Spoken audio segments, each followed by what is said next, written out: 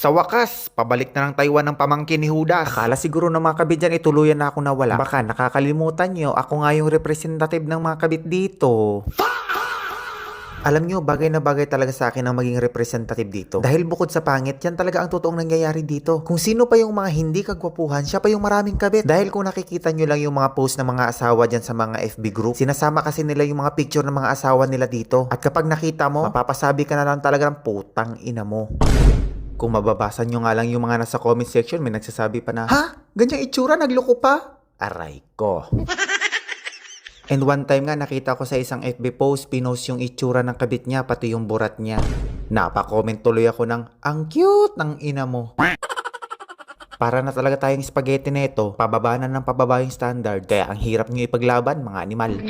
Pero wala na tayong magagawa dyan, kailangan na nating tanggapin dahil ito yung binigay sa atin. Pero naniniwala pa rin talaga ako na walang pangit na ginawa ang Diyos. Pero nung ikapitong araw, nagpahinga siya, kaya nangialam yung kalaban niya. Kaya ayun, hala, luto, porma, kaya ito yung naging resulta. Dati kasi wala pang quality control, ang meron lang factory defect.